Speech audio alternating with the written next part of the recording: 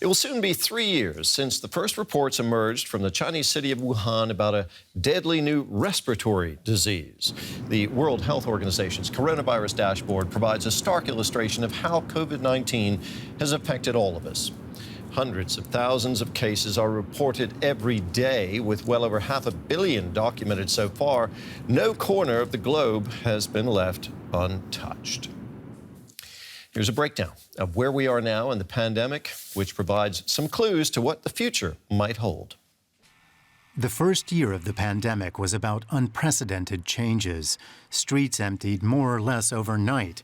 Countries all over the world closed borders and locked down. Masking up became compulsory. There were no vaccines, and because healthcare professionals had little experience with the disease, catching it was a terrifying proposition. As the first vaccines were rolled out at the end of that first pandemic year, around 90 million cases of COVID-19 had been reported worldwide. Since then, over 7 times that number of people have tested positive for the disease, and experts estimate there have been many, many more unconfirmed cases. At the peak of the Omicron variant surge last January, the highest number of cases in the pandemic so far, over 20 million people worldwide were testing positive for the disease every week. Throughout the pandemic, deaths worldwide, unsurprisingly, have reflected infection worldwide. A series of waves struck the planet. Though different countries suffered differently at different times, a retrospective reveals at least one detectable pattern. It was a simple and devastating equation. When the number of cases rose and fell in a new wave, the number of deaths followed a couple of weeks later. The deadliest wave so far peaked in early 2021, when in one terrible week, over 100,000 people died worldwide. But the equation has changed somewhat since the massive Omicron wave early this year. Large numbers of people are still getting sick, but on average, fewer are dying. The changing relationship between case rates and death tolls is at least in part due to another factor: widespread vaccination. So far, over 12.5 million doses of vaccines have gone into arms all over the world. Significant percentages of populations in the Americas, Europe, and Asia are now fully vaccinated, though there's still a lot to do in Africa. The biggest vaccination drive in history has not, all on its own, been enough to stop the continued spread of COVID-19. But coupled with the immunity induced in many people through wide-scale exposure, experts say it's brought the day when we declare the pandemic at an end a lot nearer and save tens of millions of lives. Well, for more, let's speak to Nina Schwalbe. She's a vaccination and immunization expert and a principal fellow dealing at the United Nations International Institute for Global Health. She's attending the World Health Summit that's taking place in Berlin right now. Thanks for being with us. Thank you.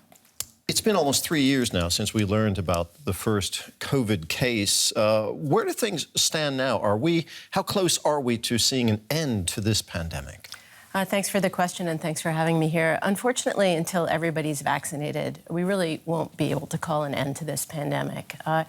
We still have people dying. We have thousands of people dying around the world each day, and the best way to protect ourselves is really to get vaccinated, which prevents us from getting ill and from death. So we've still got a long way to go.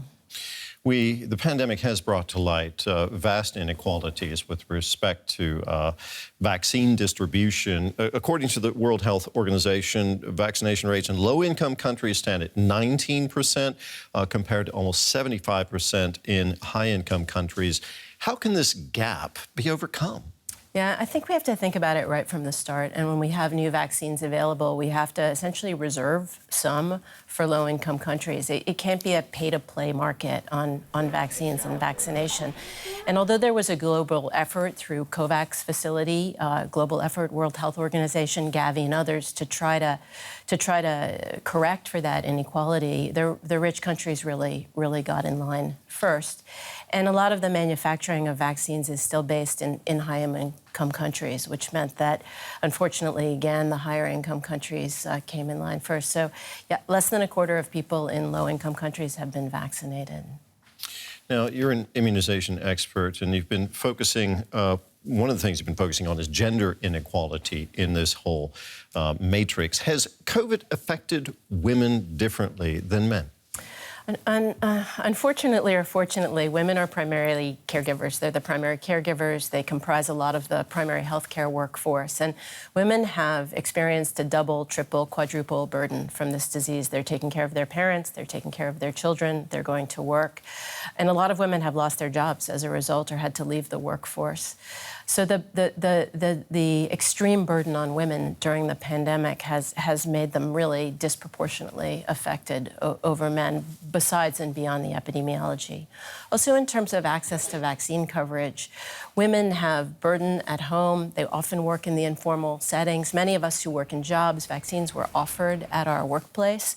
But for women in the informal care setting or in the informal care societies, they didn't have access to vaccines in the same way that men did. What would you say are the key lessons that we've learned from this pandemic, and do they make us better prepared for the next one? Well, we can hope so. And there's a conference happening right now in Berlin with over 4,000 experts talking exactly what we need to do. There's going to be a high-level meeting at the United Nations next year talking about how we can be better prepared.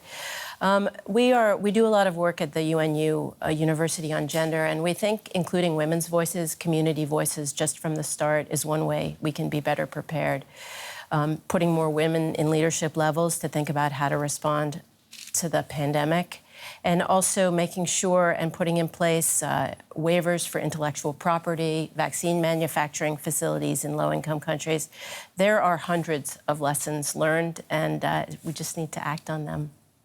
Nina Schwalbe, Principal Fellow at the United Nations International Institute for Global Health. Thanks for being with us today. Thank you so much.